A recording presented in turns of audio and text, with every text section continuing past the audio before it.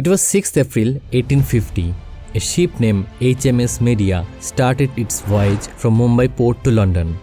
It was carrying not just East India Company servants, it was carrying secretly with it the pride of India, the Kohinoor. But it was not easy to just carry this mysterious diamond. It had to face its skirts. After around 10 days at sea, 2 of its crewmen were found dead below the deck and others started complaining of nausea and diarrhea, a clear sign of cholera outbreak. Desperate to save their crew from the further devastation, the captain attempted to dock in Mauritius. However, the Mauritian authorities, fearing the spread of cholera on their shores, adamantly refused entry and even threatened to open fire if the ship did not depart immediately. Frightened and feverish, the crew of Media had no choice but to continue on their way to England, praying for a miracle. Miracle didn't happen. Instead, a severe typhoon battered the ship. The storm lasted for 12 hours before sky cleared and the water calmed. This wasn't the end. Few days before the diamond reached London, there was an attempt to kill Queen Victoria in England. Soon, people of London started believing the curse of Kohinoor, and with this increased the eagerness to lay their eyes upon the mysterious jewel. 30th June 1850, the ship finally reached England, and the port was packed with people for just one look of the Kohinoor. This is how the diamond was taken away from its birthplace almost 2 centuries ago. In this episode of the Gyan Tales, we will discuss how the mysterious diamond traveled through various monarchs and dynasties and finally how it was taken by the British. Our story begins in ancient India, where all the world's diamonds once originated. Until 1725, when diamond mines were discovered in Brazil, India was the sole source of these precious gems. It's here in the Golconda region of southern India that the Kohinoor journey commences. Now let's fast forward to a time when the Kakatiya dynasty was in its peak, spreading its influence over modern-day Andhra and Telangana region of India. The dynasty's wealth and prosperity caught the attention of Alauddin Khilji, the Sultan of Delhi. Khilji, eager to expand his empire and his wealth, dispatched his loyal slave Malik Kafur to conquer the Kakatiya dynasty. While invading, Malik Kafur attempted to destroy the Bhadrakali temple in the Kakatiya dynasty. Inside, he unexpectedly discovered the Kohinoor beside the deity. This incredible discovery profoundly changed the course of the history. Later, he presented this treasure to his Sultan Alauddin Khilji. The Khilji dynasty was succeeded by the Tughlaq and then Sayyid dynasties, with no mention of this diamond from 1320 to 1526 AD in any literature. The diamond resurfaces in the pages of the history when Mughal Empire was about to dawn. The last Sultan of the Lodi dynasty, Ibrahim Lodi, met his defeat at the hands of Babur in the First Battle of Panipat in 1526. This victory marked the establishment of the Mughal Empire in India, a reign that would last for over 3 centuries. After capturing Agra fort following the battle, Humayun discovered a large diamond in the treasury and gifted it to Babur upon his arrival. Babarnama documents Babur's astonishment at its size and brilliance, making it the first documented history of the diamond. It then came to be known as Babur's diamond. After Babur, Humayun ascended to the throne, but his life was marked by a roller coaster of fortunes.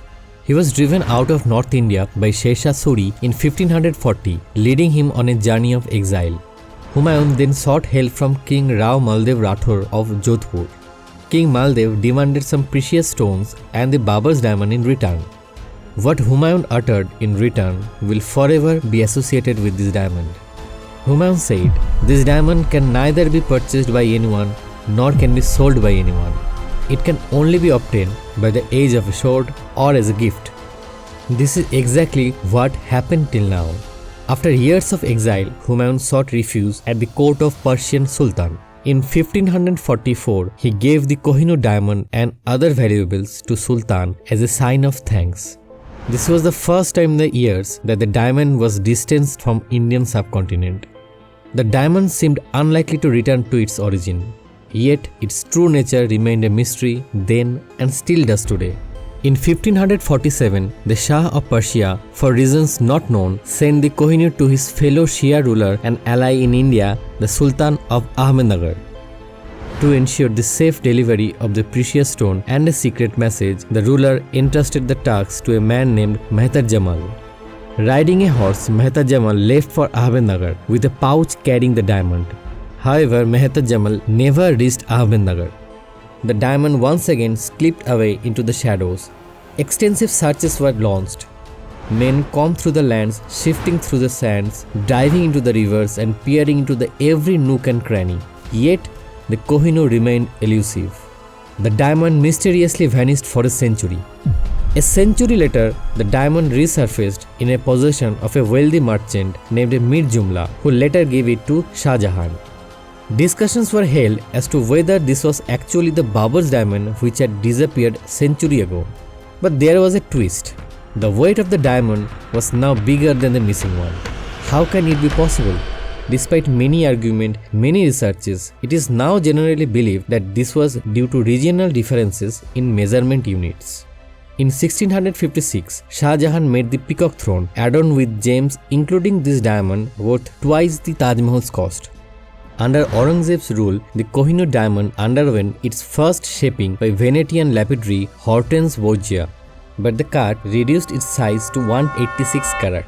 While Borgia was hoping for a reward in return, but due to such a badly cut, he had his property and wealth confiscated by Aurangzeb. This cut also took from the diamond of its title as the world's largest. It came to be known as the Mughal cut. When Aurangzeb died in 1707, the empire was already on the brink of collapse. With the change of so many kings thereafter, it is surprising that the diamond did not get out of the hands of the Mughals. After many puppet kings, Muhammad Shah took over the throne of Delhi in 1719. Muhammad Shah was an ineffective and pleasure-seeking emperor. Thus, he was given the title of Rangila. Due to negligence of Rangila, the stability of Mughal Empire was shaken, and the regional states were declaring their own independence. Seeking the visible weakness, Nadir Shah looted and plundered Delhi in 1739. Thousands of Delhi civilians were slaughtered. Nadir Shah took the Kohinoor diamond and the peacock throne. When Aurangzeb was king, his revenue exceeded those of every single European monarch put together. After the loot, it is said that the people of Persia did not have to pay tax for 20 years afterwards. When Nadir Shah held the diamond for the very first time, he uttered some Persian words which became identity of this diamond. Kohinoor means mountain of light. But the diamond was not loyal to anyone. It would not stay with him either. Merely months after he had held the diamond in his hand, he was betrayed and assassinated. Kohinoor found a new owner, Ahmad Shah Abdali. Later on, a belief was spread that if a man would wear the diamond on his arm, he would succeed in battle. Maybe that's why Ahmad Shah attacked India 8 times and the Kohinoor was always on his arm. After Ahmad Shah, his grandson Zaman Shah Durrani inherited the diamond. By then, the Kohinoor had gained a huge reputation. Now fights were started to simply obtain the Kohinoor. Zaman Shah's allies betrayed him and captured him mainly for the wealth, especially the Kohinoor. He was persistently pressurized to hand over the Kohinoor, but Zaman Shah was unwilling to do so. Before Zaman Shah was blinded, he is said to have hidden it in the cracks of the walls. It remained in the crack of the fort walls for a long time. A big search for the Kohinoor was launched, but the Kohinoor remained missing. Years after, a passing mullah mistook the Kohinoor for a shiny stone and surprisingly took it as a paperweight. The world's most precious diamond was now serving an unintended purpose. It was discovered by investigating soldiers at his house and later given to Shah Shuja Durrani. Due to the destiny, or perhaps by the curse of the diamond, Shah Shuja lost his political power and Kabul, but the Kohinoor remained with him. Shah Shuja then surrendered the Kohinoor to the legendary Sikh ruler Maharaja Ranjit Singh in return of refuge. Initially, Shah Shuja and his wife Wafa Begum reluctant to give the diamond to Ranjit Singh. Various stories are there surrounding this event. Initially, Wafa Begum attempted to deceive Ranjit Singh by presenting him with a yellow sapphire stone, but her efforts failed. Finally, the Kohinoor was surrendered to Ranjit Singh, marking the first time it adorned the turban with pride. Meanwhile, East India Company was eyeing Punjab deliberately, but with Maharaja Ranjit Singh around, it was impossible.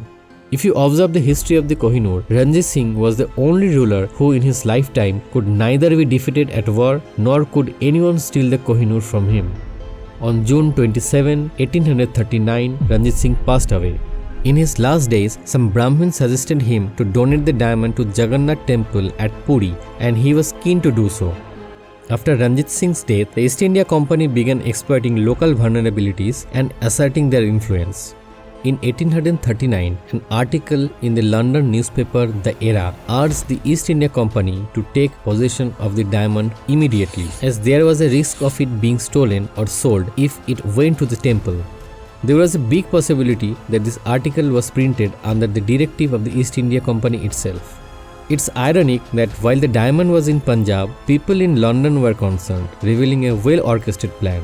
After Ranjit Singh's death, the throne passed between 4 different rulers within only 4 years. At the end of the violent period, the only person left in line for the throne was a young boy, Dalip Singh, and his mother, Rani Jindan. Queen Jindan Kaur displayed political acumen and strength, but her resistance to the East India Company led to her imprisonment and she was separated from her son. The Second Anglo-Sikh War ended with the Treaty of Lahore, placing Punjab under British rule. On March 29, 1849, at Sheesh Mahal, Lahore, a young Dalip Singh was asked to sign a treaty which the innocent child understood nothing about. The treaty granted British sovereignty over the Sikh Empire and the Kohinoor to Queen Victoria of Britain.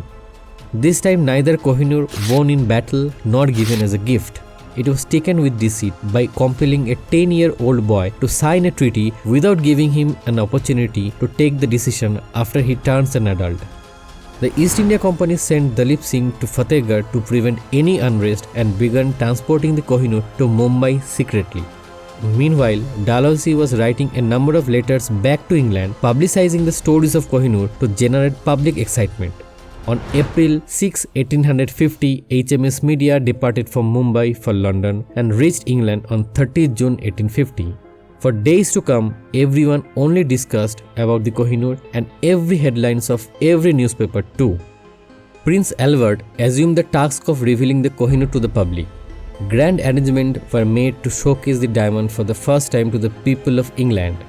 For the British to have it displayed in London in a cage would symbolize their power and colonial superiority. Around 6 million people, a third of the entire population of Great Britain, were expected to attend the exhibition. However, when unveiled in British section, the diamond disappointed many, with some calling it a mere piece of black glass. Punch magazine dubbed it the Mountain of Darkness. It was partially due to the excessive hype built by the British. Prince Albert tried to enhance the Kohinoor's display with violet clothes, lights and mirrors, but it still disappointed. Physicist David Brewster noted a yellow spot on the diamond obstructing light reflection, requiring polishing or cutting. Thus, 2 Dutch jewelers were hired for the costly process, spending around €8,000. After shading layers, the Kohinoor regained its sparkle in a new form. But cutting it from 186 to 106 carat, British ignored the Indian sentiment attached to it. The cut also dropped the Kohinoor's rank to 90th place in terms of its size, but the new version was liked by all. In 1854, 16-year-old Dalip Singh arrived in London after being raised by Login family for 5 years. Queen Victoria, perhaps feeling guilty, offered to show him the Kohinoor. She brought it from the tower for his view. Lady Login later writes about the moment that it was a tensed moment and nobody knew what was going in his mind. He could have done anything, even thrown it out of the window. But he gave it back, saying, "It's my great pleasure to gift it to you, my sovereign." It was, in fact, a staged act that became the foundation of all subsequent British claims of ownership. They argue that the Kohinoor was a gift from Maharaja Ranjit Singh's family to Queen Victoria, and as a gift, they feel no obligation to return it. Meanwhile, Dalip Singh managed to make contact with his long-separated mother and eventually met her in Kolkata at Spencer's Hotel. Meeting his mother made him realize what he had lost, and he began to search for his father within himself. Soon, for the first time, Dalip Singh asserted his right to the Kohinoor, and this was a fair claim. Despite his demands, he received no explanation regarding the Kohinoor. Sadly, Queen Jindan passed away in 1863 without seeing the Kohinoor in her son's armlet. After her death, Dalip Singh stopped taking the pension and tried to return to India with his family but was prevented from doing so. Recent studies claim that Queen instructed the wife of Dalip Singh's eldest son Victor not to have children in a bid to maintain the hold of British Raj over the Sikh kingdom. In 1893, without getting his right, Dalip Singh passed away. After 10 years in King Edward VII's coronation, Queen Alexandra was seen wearing the Kohinoor, transforming it into a magnificent crown jewel with 3,000 other diamonds. Today, the Kohinoor has been kept in the Tower of London's Jewel House. After independence of India in 1947, India started demanding the Kohinoor back. A second request was made in 1953 during Queen Elizabeth II's coronation, but both the appeals were denied by the British government. Actually, the Kohinoor on the British Queen's crown in the Tower of London serves as a stark reminder of colonialism, as they are showing off the fruits of plunder, conquest and loot. We hope you enjoyed this video. If you did, please like, share and subscribe to the Gyan Tales for more captivating tales from the history. Thank you for watching. Until next time, this is Gyan Tales signing off.